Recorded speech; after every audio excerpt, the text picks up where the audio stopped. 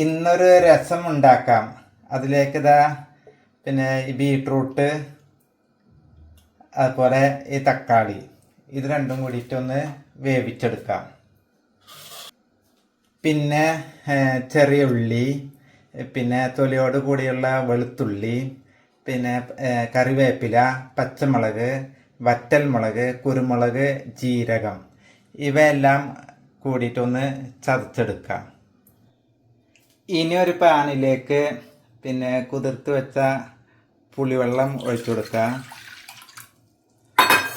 പിന്നെ നമ്മൾ നേരത്തെ ചതച്ച് വെച്ച കൂട്ടുണ്ടല്ലോ, അതിട്ട് കൊടുക്കുക അതിലേക്ക്. പിന്നെ നേരത്തെ തക്കാളിയും ബീട്രൂട്ടും വേവിച്ചെടുത്ത് അരച്ചെടുത്ത കൂട്ടാണ്, അത് ഒഴിച്ചു കൊടുക്കാം.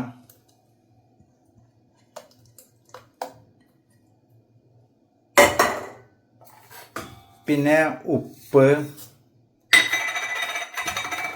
അല്പം കായപ്പൊടി, അല്പം മഞ്ഞൾപ്പൊടി, പിന്നെ അരപ്പ് കഴുകിയ വെള്ളം, ഇവയെല്ലാം ഒഴിച്ചു കൊടുത്ത് നന്നായിട്ട് യോജിപ്പിച്ചെടുക്കുക. പിന്നെ ചൂടായ വെളിച്ചെണ്ണയിലേക്ക് കടുകിട്ട് പൊട്ടിച്ചെടുക്കാം.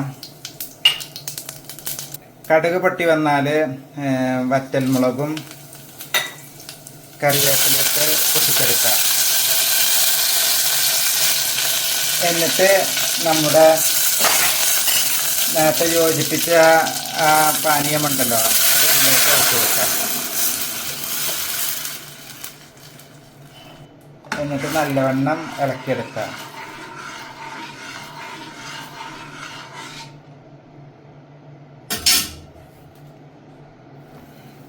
എന്നിട്ട് ഇതുപോലെ നല്ലവണ്ണം തിളച്ച് വന്നാൽ അല്പം മല്ലിയില കൂടി ചേർത്ത് കഴിഞ്ഞാൽ നമ്മുടെ അടിപൊളി രസം റെഡിയായി. മല്ലിയില ഇല്ലാത്തത് കൊണ്ട് ഞാൻ ചേർത്തിട്ടില്ല. അപ്പോൾ നമ്മുടെ രസം റെഡി ആയിട്ടുണ്ട്. ഇനി തീ ഓഫ് ചെയ്യാം. ഒന്ന് ടേസ്റ്റ് ചെയ്ത് നോക്കാം.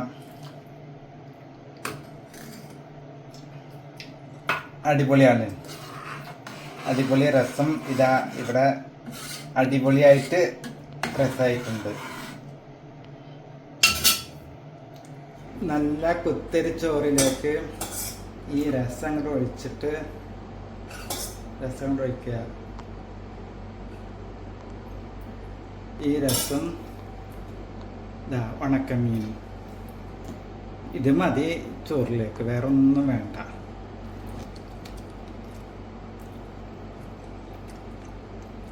പിന്നെ പയറുണ്ട്.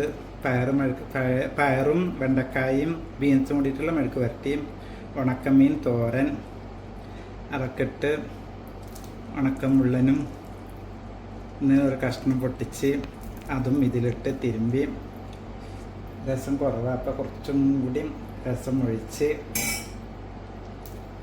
എല്ലാം കൂടിയിട്ട് കുഴച്ചിന് കഴിച്ച് കഴിഞ്ഞാൽ